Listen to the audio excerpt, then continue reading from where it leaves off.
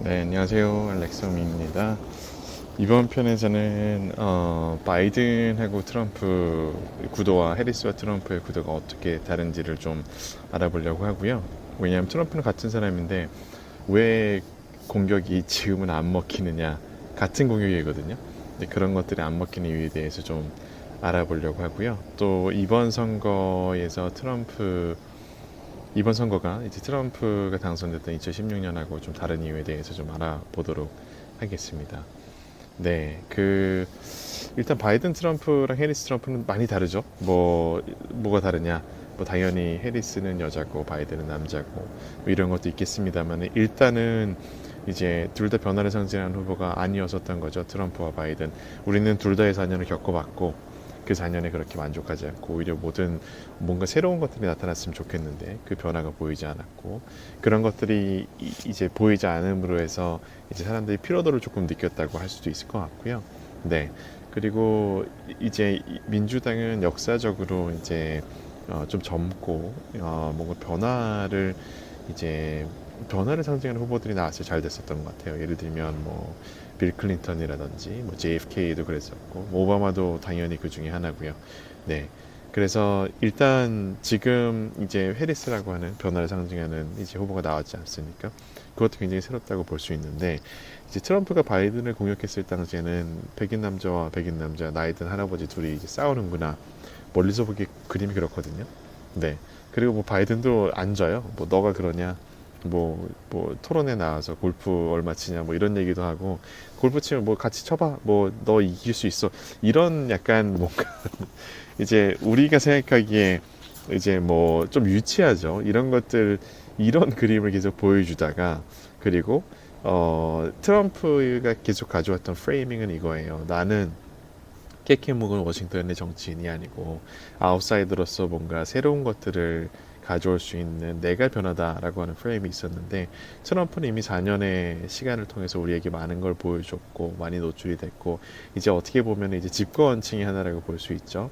해리스는 그와 반대로 아직 집권을 물론 이제 바이스 프레젠트라는 걸 했지만 바이스 프레젠트가 가지는 프레젠스는 대통령하고 많이 다르거든요. 그렇기 때문에 이제 거기에서 오는 이제 차이가 있는 것 같습니다.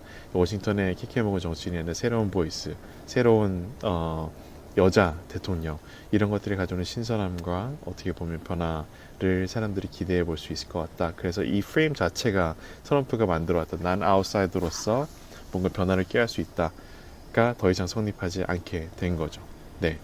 그리고 이제 해리스는 뭐 여자고 소수민족인 거는 얘기 안 해도 되지만 이제 이를 계속해서 트럼프 공격을 하고 있는데 예를 들어서 아니 인도 사람이라 그랬다가 왜냐하면 이제 인도와 이제 흑인 혼혈이니까 아니 인도 사람을 그랬다가 뭐 언제 자기가 좋을 때 가서 흑인이라고 하는데 난 너가 뭔지 모르겠다 이런 식으로 얘기를 하는데 굉장히 위험한 좀 발언이고요. 왜냐하면 이제 일단 그런 적도 없고요. 나는 뭐 당연히 아니 제가 피부색이 이러면 어디 가서 굳이 제가 뭐 저는 아시안입니다 뭐 이렇게 얘기할 필요는 없는 거거든요.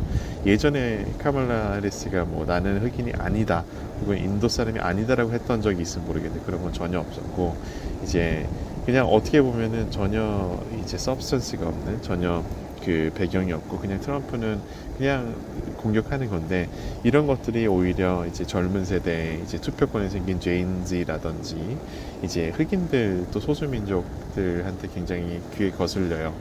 특히 여자들도 많이 거슬리고 여자라서 바보다 뭐 이런 얘기도 서슴없이 하는 게 트럼프니까 이제 뭐 멍청하다 뭐 이런 얘기도 하는데 이제 그냥 후보가 멍청하다고 하는 것과 그 여자가 멍청하다고 하는 건 좀 다른 뉘앙스지 않습니까? 그런 거에서 볼 수 있는 것처럼 이제 트럼프를 지지하고 있던 몇 안 되는 뭐 꽤 있어요. 저기 보수적인 성향을 가지고 있는 여자들도 있고 보수적인 성향을 가지고 있는 소수민족도 있기 때문에 그건 제가 뭐 없다고 할 수는 없는 건데 그들의 귀에도 굉장히 거슬릴 만한 얘기를 계속하고 있다. 네. 그게 이제 바이든을 공격할 때는 좀 다르죠. 바이든은 백인 남자였으니까 어떻게 보면 기득권이라고 할 수 있는 이제 미국의 사회 지도층인데 그들을 공격할 때는 이제 어떻게든 그냥 어느 정도 페어한 공격이라고 생각했던 것들이 이제 해리스를 공격할 때는 약한 자를 괴롭히는 모습으로 비춰지기 때문에 그게 잘 안 먹힌다고 볼 수 있을 것 같고요. 네. 그래서 좀 많이 다른 것 같아요. 그런 이 여러 가지를 봤을 때 트럼프가 이전까지 본인이 즐겨해왔고 잘할 수 있는 그런 공격들이 잘 안 먹히고 오히려 역효과를 가져오니까 트럼프 시장에서 하지 말라고 하는데 하지 말라 그러면 트럼프는 주특기를 못 쓰는 거기 때문에 지금 약간 진퇴양난이라고 볼 수 있을 것 같습니다. 그 트럼프가 또 한 가지 유념해둬야 될 게 있는데 2016년에 본인이 이제 당선되었을 때와 지금은 이제 선거 이제 어쨌든 선거에 참여하는 이제 참여층이 좀 달라졌습니다. 네.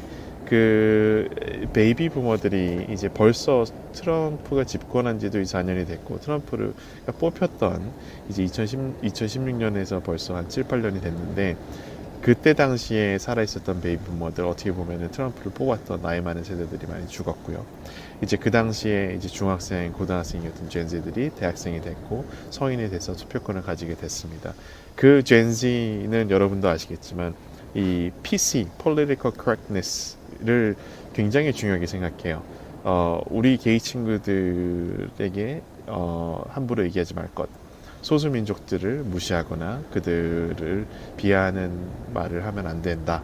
이런 것들이 이제 자라면서 계속해서 그들이 이제 길들여진 교육이기 때문에 그런 것들에 대해서 이제 트럼프 어쨌든 전체적인 지지층도 없어졌는데 트럼프가 젊은 층에는 어필할 수 없는 네 들어보니까 말도 안 되는 것 같고 이제 젊은 층들은 이 보기에는 그래서 젊은 층들은 어필하기 어려운 상황인데 네 그런 젊은 층이 계속 많으니까 트럼프도 힘들다고 할 수 있을 것 같고요. 또 이제 팩트 체크 속도가 좀 빨라졌습니다. 그 제가 느끼기에는 엄청 빨라졌는데 틱톡하고 이제 트위터가 미국에서 워낙에 빠르다 보니까 그쪽에서 팩트 체크하는 것도 빨라졌고 거기에 지지 않게 이제 전통 미디어, TV라던가 이제 뭐 신문들, 온라인 미디어에서도 굉장히 빠른 속도로 팩트 체크를 하고 있고요. 이것도 트럼프한테 팩트 체크가 있으면 안 되는 사람이죠.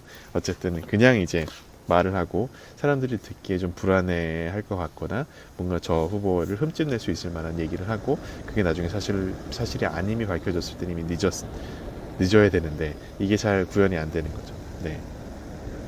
또 하나는 이제 그 당시에 트럼프의 아군이었던 펜스가 없다는 겁니다.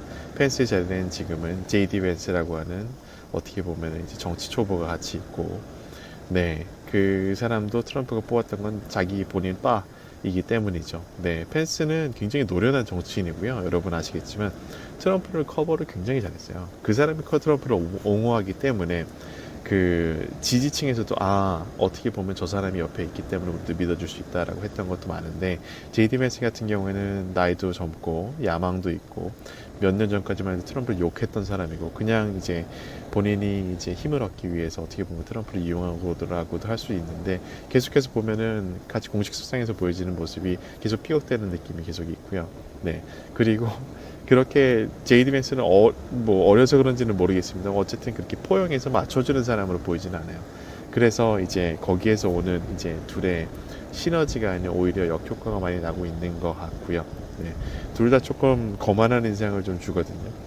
이제 뭐 그런 것들이 여러 가지 이유가 있습니다만 저 같은 경우는 제가 개인적으로 느꼈던 건 그 열심히 해야 되는데 일단 뭐 본인이 이제 이런 확인을 해보니까 팩트에 의거해서 이런 주장을 하는 민주당은 말이 안 된다라든지 이런 얘기가 나와야 되는데 오히려 그런 거 없이 그냥 이제 트럼프가 하는 거 똑같이 JD 벤스도 합니다.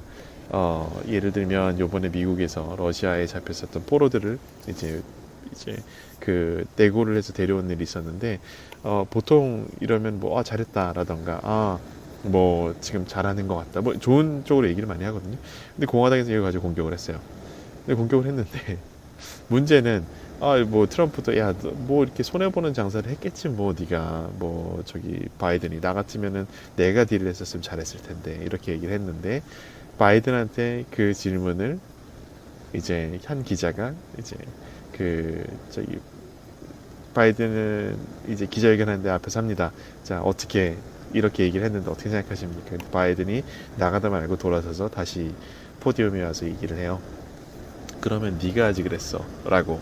근데 그 얘기 무슨 얘기냐면은 트럼프 때 잡혀갔던 사람이에요. 트럼프 집권 때 러시아에서 이제 잡아갔던 어떻게 보면은 미국 시민이었고 그 시민을 그때 데려왔었어야 되는데 데려오지 않았던 어떻게 보면은 이 이야기를 함으로써 트럼프는 이제 얻을 게 없는데 손해를 보게 된 거죠.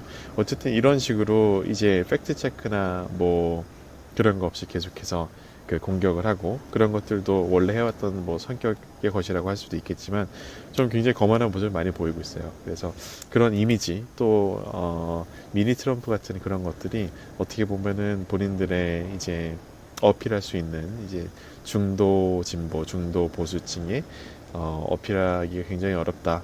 네. 그래서 펜스였으면 오히려 이제 노련한 정치인이 트럼프를 이제 같이 보완해주면서 갈 수 있다고 생각을 했을 텐데 그게 지금 잘 안 되고 있는 상태라고 볼 수 있을 것 같습니다. 네, 앞으로 이제 그 2주, 3주 그리고 선거까지 이어지는 좀 제가 예상하는 시나리오가 있는데 그거는 제가 다음 편에서 네, 아마 비디오가 먼저 올라갔나 모르겠는데 네, 또 나눠 보도록 하겠습니다. 네, 감사합니다.